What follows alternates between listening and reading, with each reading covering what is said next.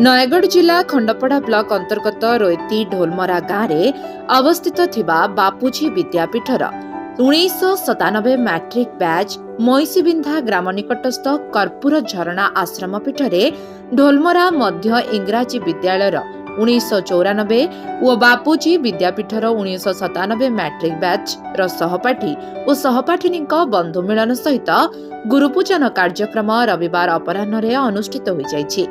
दीर्घ 28 वर्ष परे 30 रु ऊर्ध सहपाठी परिवार और 10 जन पूज्य वरेण्य गुरुमानंक सह मोट 100 रु ऊर्ध बंधु कार्यक्रम रे जोगदे निज निज मध्यरे भावर आदान प्रदान करथिले।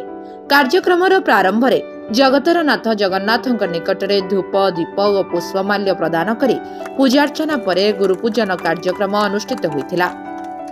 पूज्य तथा देवतुल्य गुरुमानंक पादधौत पूर्वक फूलचंदन पुष्पगुच्छ उपढौकन प्रदान करी ए मैट्रिक बैचर पुरातन छात्र छात्री माने संवर्धित करने सहित भक्तिपूत प्रणाम जणाइथिले। गुरुंकु स्वागत जणाइबा पई जणे कुनी पुआ रतिरंजन पात्रंक द्वारा स्वागत संगीत गान करा जाइथिला। ए बैचर छात्र छात्री माने आजिर दिन रे जेउ गुरु और सांगमानंकु पाखरे न पाई सबुदिन पाई हराई बसिचंती सेमानंक उद्देश्य रे 2 मिनिट समय नीरव प्रार्थना करथिले। सदाशिव पात्र गुरुमानंकर परिचय प्रदान करबा सहित ए कार्यक्रम को संयोजना करथिले। बंधु मिलन कार्यक्रम परिचालन रे सदाशिव पात्र, रविंद्र कुमार मंथन, पूर्णचंद्र साथुआ, संतोष कुमार नायक, संजय मंथन, छवि परिडांक अक्लांत परिश्रम रे अन्य समस्त सहपाठी और सहपाठिनी माने सक्रिय अंशग्रहण करी संपूर्ण साहाय्य सहयोग करथिले। परम पूज्य गुरुमानंक मध्यरे सुभाष चंद्र पंडा, बसंत कुमार पंडा, नवकिशोर पाणी, सुरेंद्र कुमार प्रधान, देवराज साहू, त्रिलोचन साहू, नारायण पाणिग्राही, कृष्णचंद्र साहू, विनोदिनी प्रधान, रोमिता विश्वाल गुरुपूजन कार्यक्रम रे सामिल होई छात्र छात्री मानंक उज्जवल भविष्यत कामना करबा सहित आशीर्वचन प्रदान करी यहा एक गुरु शिष्यंक अपूर्व मिलन बोली गुरु माने मंतव्य रखिथिले।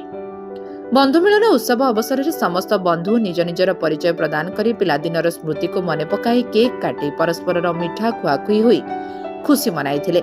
आज जी जो जगार पहुंची पाद थापिछि केवल गुरुंक आशीर्वाद रे संभव होई परिछि बोली बंधु माने मत रखिथिले। 2025 पुराना वर्ष को विदाय देई 2026 नूतन वर्ष को स्वागत करी समस्तंको अभिनंदन जणाइथिले। ए अवसर रे 2026 नूतन वर्षटी किभଳି समस्तंक पई सरस सुंदर और मधुमय हेबो ता नै समस्तंकर लक्ष्य परिपूर्ण हेबा सह चलापथ कुसुमित हेउ एहा ही जगत करता जगन्नाथंक पाखरे समस्ते कामना करथिले। आगामी वर्ष रे ए बंधु मिलन और गुरुपूजन कार्यक्रम को आहुरी आकर्षणीय सह महा आडंबर रे पालन करिबा पई आयोजित कार्यक्रम बंधु माने निष्पत्ति नेथिबार सूचना मिलिथिला।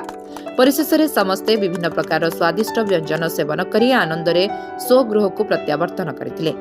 खंडपड़ारू सदाशिव पात्रଙ୍କ रिपोर्ट लिव लाइफ ओडिया।